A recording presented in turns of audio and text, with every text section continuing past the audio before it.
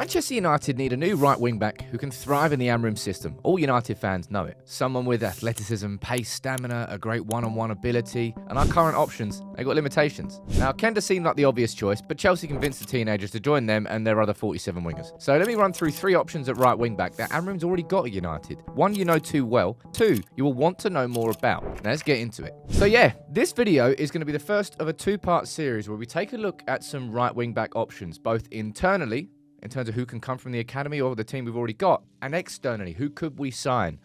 Let's start with the internals, and let's start by having a conversation about Benedetto Mantato.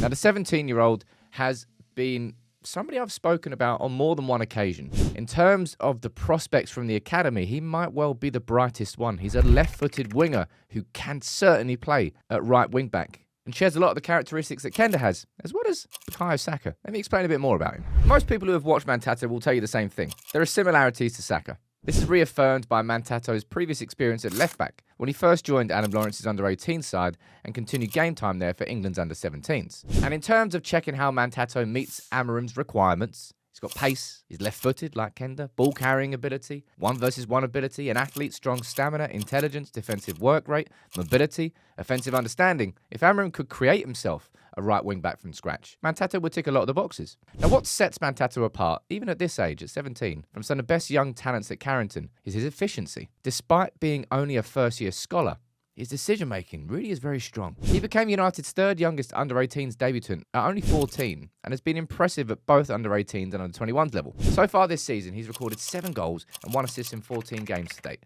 And that's after an injury that kept him out for around 3 months. Those numbers seem good. They don't really make you jump out of your seat. And honestly, that's a good thing, because Mantato's value kind of goes past those numbers. He elevates the team. He creates a threat going forward, but also covers himself. And that's why, from a natural perspective, he can cover. Not even cover. He can slot in perfectly and become a right wing back under Ruben Amorim. And he does have a reputation for stepping up when his team needs him.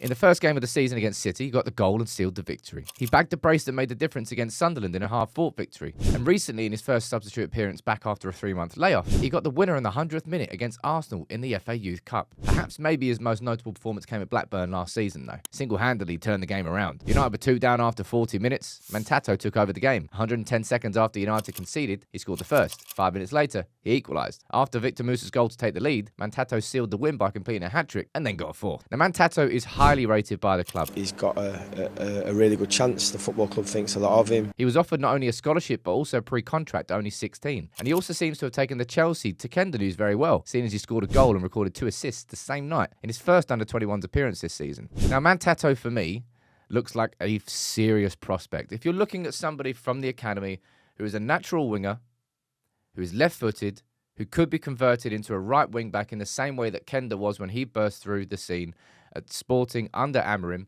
you're probably looking at Mantato. Of course, he's 17. He will require patience. He will require being eased in. But in terms of internal solutions, there's a lot of potential there with Mantato. Now, if you want to go for somebody who might already be a little bit more of a natural defender, you probably look towards Jayden Camerson. Let's speak about him next. Now, he turned 18 in December. He's got a bit of a unique profile, a former centre-back having turned into a full-back. But as Diallo and Mazraoui have made evident, the wing-back role can be kind of challenging for a full-back converting into one. There are very few who can actually go between those, but Camerson looks like he could do that naturally. Mantato's natural game often kind of gets compared to Saka. There isn't really a straightforward comparison for Camerson. But when you look at him now, you see a pretty well-polished defensive game, which is all the more impressive considering you learn that he played as a centre-back until the under-16s. He's very well-rounded, and every young player's got room for improvement, but Camerson doesn't really have any glaring significant weaknesses. And even in games where he's not really a standout player, he tends not to do too much wrong. This season at United, he's established himself as a starter and as a mainstay in the under-18s. He's taken a huge leap forward from last season, and he's in contention to win the Jimmy Murphy Award for the under-18s player of the season. He's an athlete. He can drive forward. He can do it for 90 minutes. Sometimes he can do it for 130 minutes. He always offers that winger support. The overlap, the underlap, can drive the ball forward. He has good technique, can get himself out of tight spaces, and due to his experience as a centre-back, his long-range passing and defensive ability is also very good. He's also a good crosser. Plays good balls over the top, and that athleticism allows him to lock down wingers and even get those last-ditch tackles in. His only weakness might be the fact that he's right-footed when you compare what Amorim actually likes. But in terms of another academy prospect, you look at Mantato and you look at Camerson, and United do have options. This isn't me just like scraping the barrel, looking for someone in the academy who could potentially do it if you... These are just two genuine prospects. And given that Kender is gone now to Chelsea, maybe United won't invest in a right wing back. Maybe they'll look to the academy, or maybe they'll look to Ahmad. And Ahmad has to be the third choice on this list. Of course, you already know that he's a proven right wing back under Amorim already. From 79 seconds into his debut as a right wing back under Ruben Amorim against Ipswich. He found Marcus Rashford running the box, but across the course of the season, well, Ahmad proved his worth from that position, and he actually scored a hat-trick from that role too. He's got the ball-carrying ability. He's got far more strength than I think United fans gave him credit for.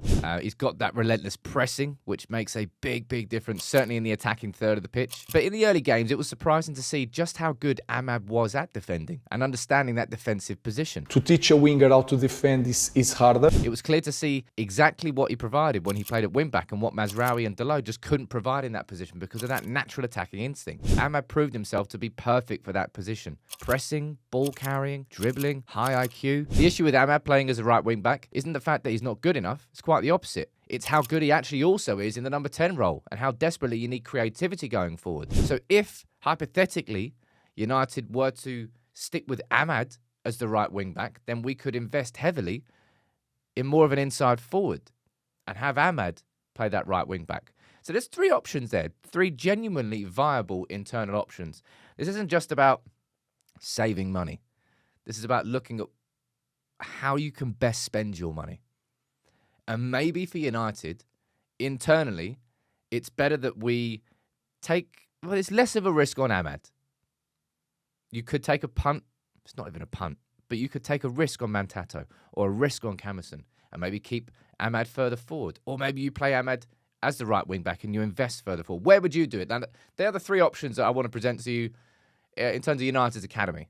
Now, in the next video, I'm going to speak about three options that you could sign.